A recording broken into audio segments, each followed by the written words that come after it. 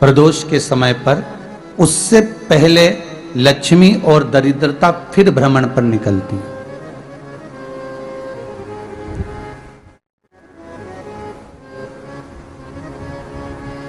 शिव भ्रमण कर कर जब वापिस आ जाते हैं, हिंदू धर्म में पीपल के वृक्ष की जो गणना वराह पुराण में करी गई है, 4 बजे से 7 बजे तक शिव के भ्रमण का समय बताया है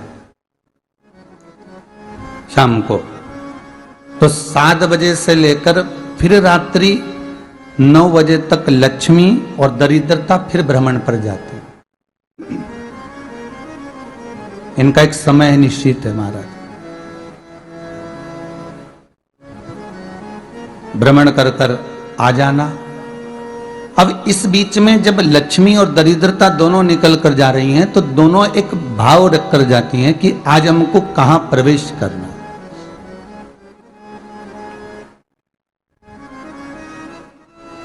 आज हमें किस जगह पर प्रवेश करना है, आज हमें कहां पहुंचना है, आज हमें किस जगह जाना है। और जिस नगर में जिस मार्ग से लक्ष्मी और दरिद्रता निकल कर जाती है, ये दोनों का जब निकलना होता है, इनको स्थान दिया गया जहां पर स्वच्छता हो, घर के दरवाजे पर रंगोली डली हुई हो, द्वार पर जल छीटा गया हो। महाराज, उस द्वार पर लक्ष्मी प्रवेश करती है तो दरिद्रता भी जाने लगती है अंदर। जब दरिद्रता अंदर जाने लगती है तो लक्ष्मी उसको रोक देती है। पहले मैं देखकर आती हूं कि तेरे लिए स्थान है कि नहीं है, तू यहां रुक।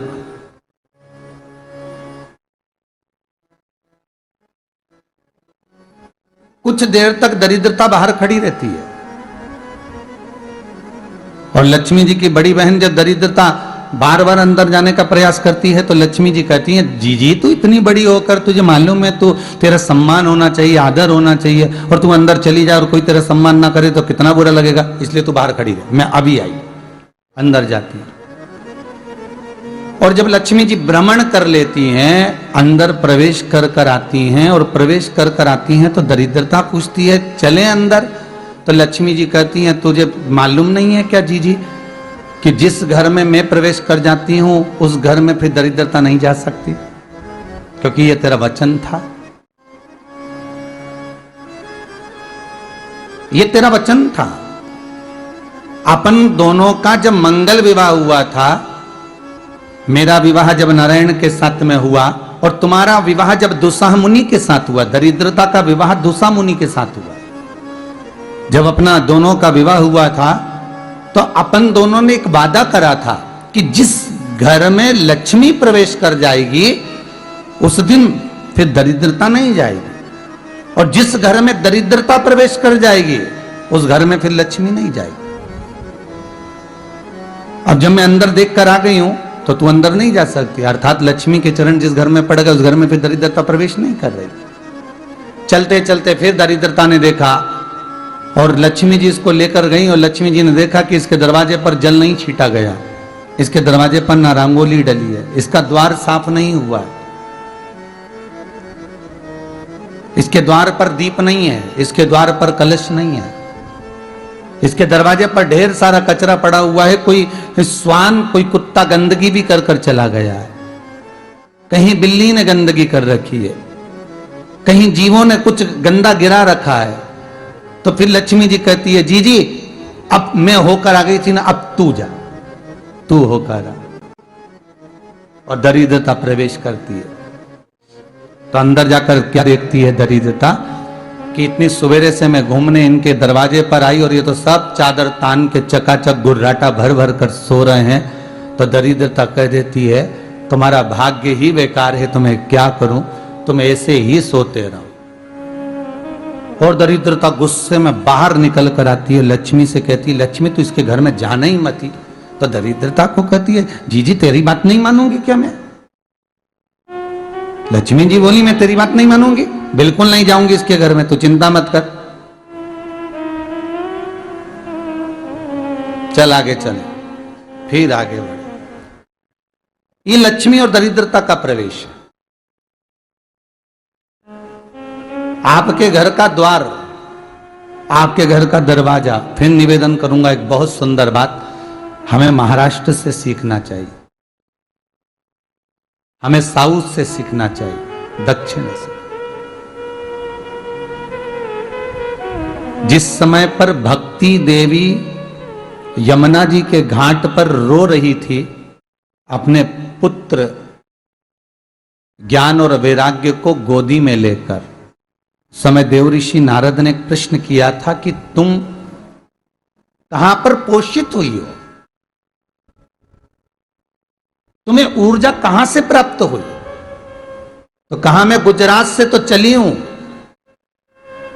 और वहां से चलती चलती भक्ति देवी कहती है मैं बहुत दुखी होकर, बूढ़ी होकर, द्रवित होकर, बड़ी दुख में वहां से चलते चलते जब मैं महाराष्ट्र में पहुंची तो मैंने वहां जाकर देखा कि वहां पर लोग हर पल हर घड़ी ब्रह्म मुहूर्त में उठकर स्मरण करते हैं, नाम जाप करते हैं और दरवाजे पर जल छीट कर रंगोली डालते हैं। तो कह रही है कि वहां पर मैं थोड़ी अवस्थावान होने लगी, वहां मुझे अच्छा लगने लगा। फिर जब मैं और आगे पढ़ी, दक्षिण में जब पहुंची, वहां पर जाकर मैंने देखा कि सुबह से उठकर मंगलाचरण, मंगला स्तोत्र और वेदों की ध्वनि होने लगी। वहां पर मैं और आनंदित हो गई। हमें कुछ चीजें महाराष्ट्र से सीखना चाहिए कि वहां रहने वाले जो भगत हैं, वारकरी संप्रदाय के जो भक्त होते हैं, वैष्णव जो धर्म के भक्त होते हैं, उनका नियम है सवेरे के समय घर में पानी है कि नहीं है, पर जब भी वो घर का दरवाजे के बाहर थोड़ा ना थोड़ा पानी तो छीट ही देते हैं। और छीटने के बाद फिर वहां पर अपने यहाँ तो दिवाली पर रंगोली बनती है जी, और वहां पर रोज की रंगोली बन जाती है कि कभी हो सकता है परमात्मा राह भूल कर हमारे घर में प्रवेश कर जाए, इसलिए वहां प्रतिदिन की रंगोली, प्रतिदिन।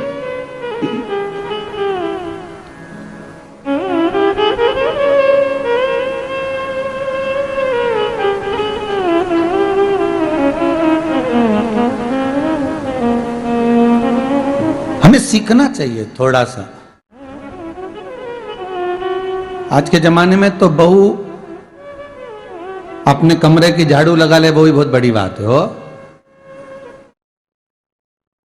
खड़ी खड़ी बहू ये देखती रहेगी कि नौकरानी सही से झाड़ू लगा रही, वहां से लगा के लाओ, इधर से हेड के ले जाओ, वहां से कचरा सोरो, वहां से पोछा लगाओ। खड़ी रहेगी, उंगली से बताती रहेगी, पर इतना नहीं बनेगा कि सेविका से, नौकरानी से, दासी से कह दे कि तू मम्मी पापा के कमरे की लगा ले, मैं मेरे कमरे की लगा लूंगी, तू जा उधर। थोड़ा दया का भाव अगर होता तो उसके मन में भी आता कि मेरी बड़ी सेठानी तो अपनी जगह पर है, पर छोटी तो सेठानी की भी बड़ी सेठानी है जो मुझ पर करुणा करती रहती है। पर बड़ी तो कहे कि बेटा रहने दे, तू उधर ले जा, जब भाभी के कमरे में देख ले जा। उसके बच्चों का बड़ा फैलारा रहता ना, तो उधर देख ले जा, तो जरा उधर, मां उधर भेज रही है।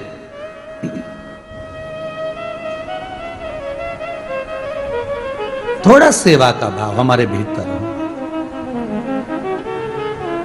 और एक निवेदन तो हमेशा करा है और अब आज भी करता हूं, पूरे घर की सफाई करवाओ, पूरे घर में तुम पोछा झाड़ू जो चाहे करवाओ, मना नहीं है।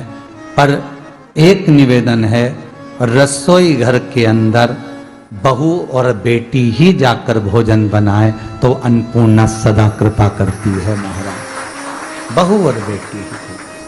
आप सभी को राधे राधे, जय श्री कृष्णा, जय गौ माता। और आप सभी कैसे हैं? ईश्वर से मेरी प्रार्थना कि आप सभी अच्छे होंगे।